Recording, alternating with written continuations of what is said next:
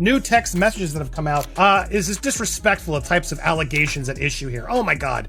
Oh my God. How dare they challenge us because we made an SH claim. So therefore all of this must stop, Judge. We're a victim of SH, so all things must be... Oh my God. What if the movie wraps up in a way fans never saw coming? Newly leaked messages hint that Blake Lively might be rewriting the narrative, not just on screen, but off it as well. Reports claim she took charge of a key scene involving young Lily, possibly changing the heart of the story from the original novel.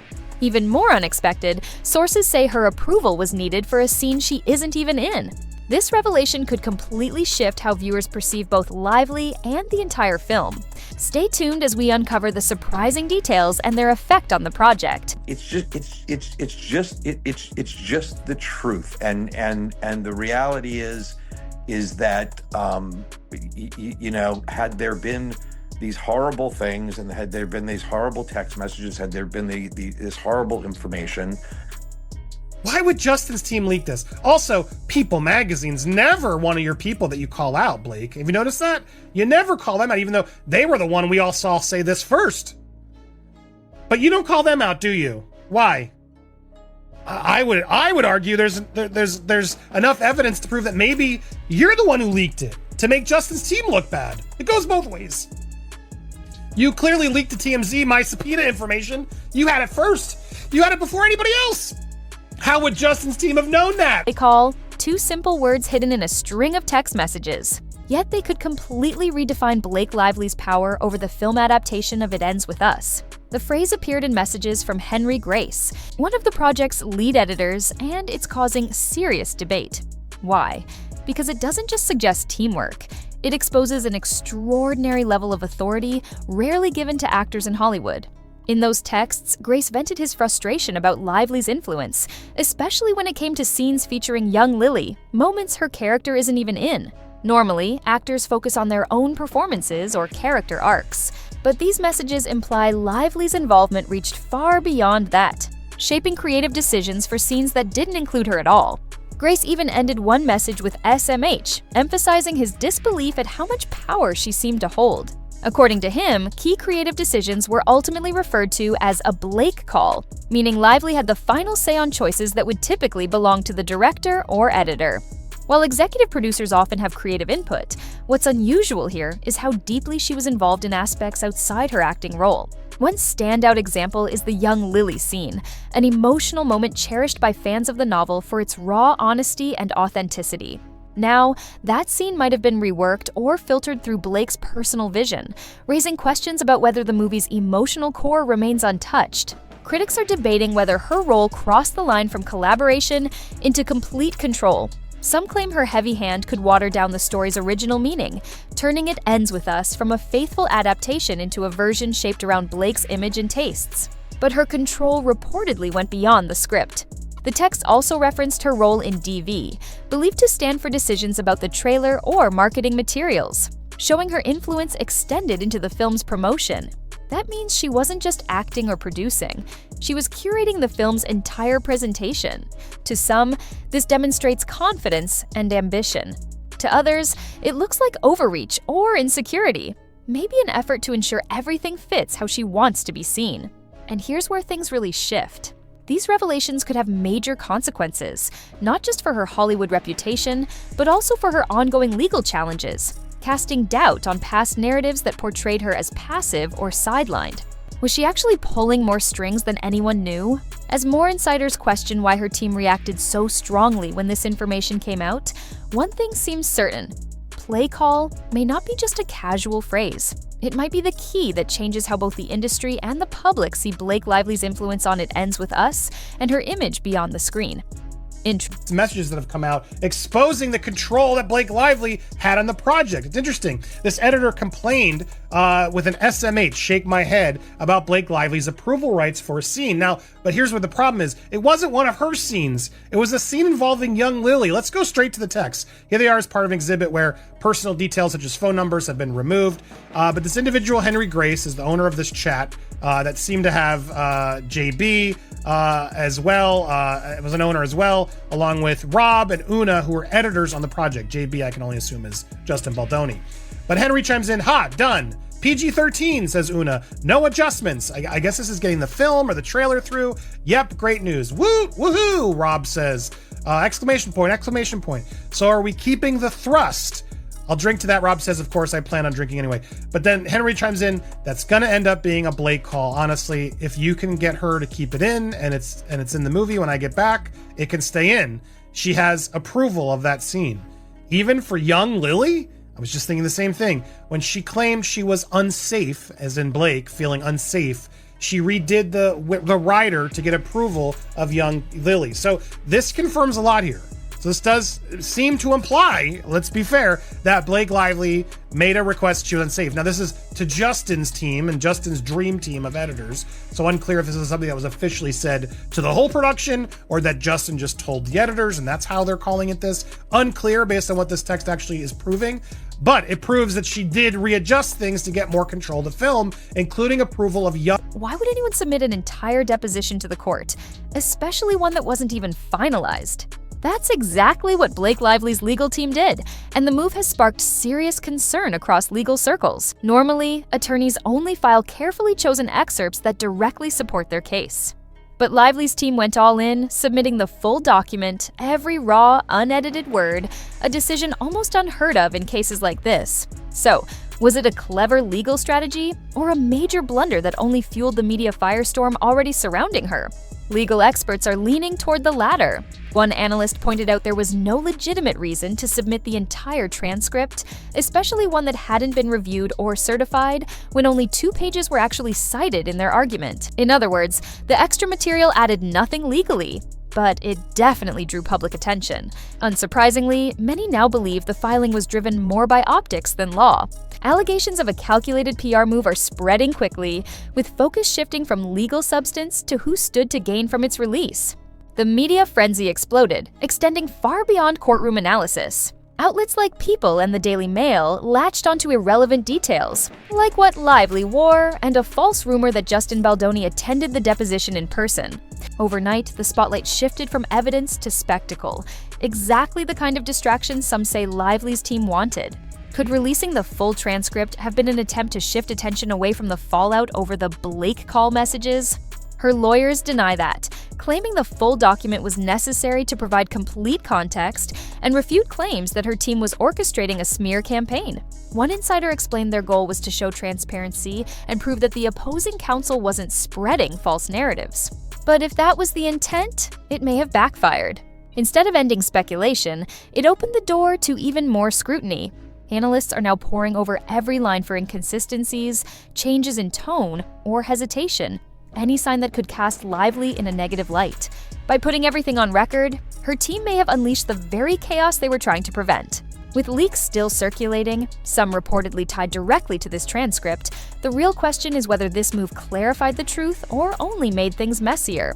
In the end, this bold filing might do more to damage Lively's credibility than defend it, leaving many wondering if the attempt to control the story has only deepened the perception of a growing PR disaster. As we continue to read, while I might give them a slight point, one slight point, they're going to lose a ton of points because then they proceed to basically justify a lot of things that have happened in the press and then blame Justin for it all. Which is entirely untrue and deeply harmful. Yeah, you know what was harmful? When you literally tried to say I was a criminal to the judge, which I wasn't. You lie all the time, Manette and People. My God, you guys have lied more than anybody else I've seen. And now you're going, we are the victims here, and we don't lie ever. It's deeply harmful. Blah, blah, blah, blah, blah. She has a full desire for her testimony to be heard in the legal process, governed by the rules of evidence, which publicly filed this rough transcript in the manner. They had a live transcript. What do you mean the rough transcript? It clearly was done in the moment. Yes, they'll have time to check it, but the odds that this whole transcript is somehow false is laughable to me. Clearly, they're jumping on this opportunity to once again make it like, oh, look, it's a media circus, as you can see here. Even as 2 pages cited, it makes no sense to suggest the facts in Miss Lively's personal knowledge as opposed to the facts developed from the public record. From the investigations or others through discovery would be particularly relevant. Never mind dispositive of the nature of Mr. Freeman's conduct and condition. They're just like, no, it's you. You're the problem. No, you. Blake Lively has repeatedly insisted she's the victim of a coordinated smear campaign tied to the ongoing Wayfair lawsuit. But a closer examination raises serious doubts about how solid that claim really is. Her legal team argues the alleged attacks are retaliation for her raising internal concerns, yet key parts of her own deposition seem to undercut that narrative rather than support it. Large sections of the transcript were heavily redacted, an unusual and suspicious move that immediately caught the attention of legal analysts. If Lively's case is as strong as she claims, why conceal vital information? Under oath, she admitted the only smear campaign she has direct knowledge of involves specific elements, wording that feels intentionally narrow and vague. Those hidden sections may contain the details she's referencing, but the visible portions of her testimony appear to significantly limit the scope of her accusations. The opposing side was quick to seize on that weakness, arguing Lively's account doesn't describe an organized effort to destroy her reputation, but rather a few heated exchanges and disagreements typical in high-profile legal disputes. That argument gained traction after public comments from Bryan Freedman, attorney for the Wayfair defendants, who dismissed Lively's allegations as baseless and implied parts of her story were exaggerated or false. Lively's team insists his statements are defamatory and proof of the smear campaign itself, but legal experts disagree, calling his remarks standard defense strategy, not a targeted personal attack. What's further undermining Lively's version is how inconsistent and unclear her deposition reads. Critics who've reviewed sections of the document note that her statements rely more on vague generalities than hard evidence. If there truly were a deliberate campaign against her, they argue, there should be solid proof, names, messages, or documents to back it up. Instead, the extensive redactions have deepened the mystery, fueling speculation that her team may be hiding something damaging, while her lawyers claim the omissions protect privacy or irrelevant details. The result has been the opposite, inviting even more suspicion and scrutiny. It now appears her effort to control the narrative may have backfired. By keeping too much under wraps, she's drawn attention to what might be missing. The greater risk is that her entire victim narrative could unravel under pressure. If her smear campaign claims are seen as exaggerated or unsupported, public and legal attention could quickly shift back to her own actions, strategies, and whether her team's aggressive tactics have fueled the very backlash she's denouncing. As more information continues to emerge, one thing is becoming increasingly clear. Blake Lively's version of events is showing cracks that even the most carefully redacted transcript might not be able to hide. The uncertified rough draft transcript where it serves no legitimate litigious purpose. Why don't you let the judge be the demon of that? Is this disrespectful of types of allegations at issue here? Oh my God. How dare they challenge us because we made an SH claim. So therefore all of this must stop, Judge. We're a victim of SH, so all things must be... Oh my God. I can't stand this woman. It harms harassment and retaliation victims. No, it doesn't.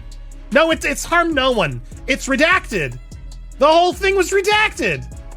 You didn't have anything. Why? They make everything out of nothing.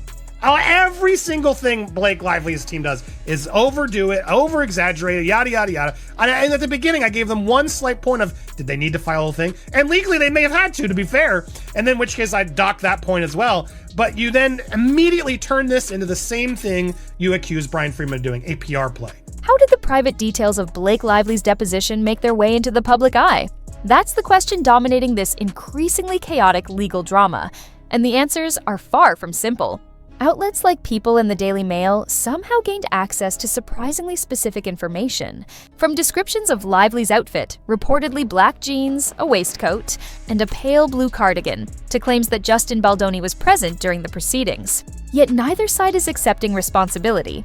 Instead, Lively's team and the Wayfair defendants are pointing fingers at each other, sparking endless speculation about who truly benefits from the leaks. Lively's lawyers were quick to accuse the Wayfair camp, calling the leak a deliberate attempt to damage her reputation, but so far, no solid proof backs that claim.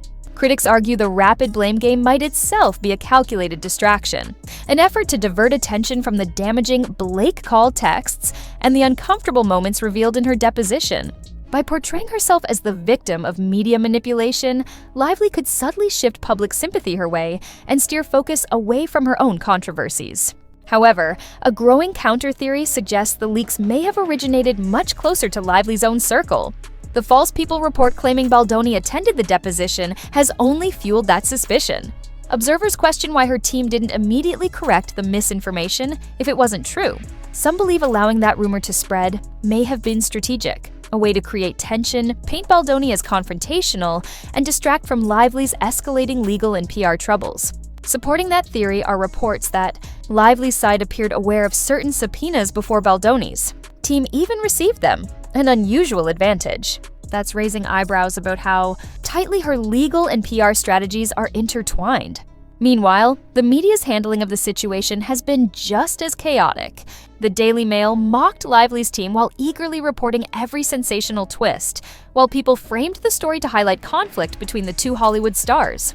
Both parties seem to be winning and losing simultaneously, depending on which outlet's version of the story gains traction.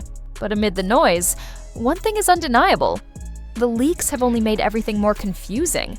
Instead of clarifying the truth, they've turned an already messy case into a public circus where perception now rivals legal reality. If the leaks were meant to bury the red flags in her deposition or distract from the Blake Call controversy, that gamble appears to have backfired. Each new headline only adds fuel to the speculation over who's truly controlling the narrative, and to what end. Now, Blake Lively faces her toughest challenge yet: reclaiming control of her own story. Because as the rumors multiply and contradictions grow, it's becoming clear that whatever strategy her team once had is rapidly slipping out of her hands.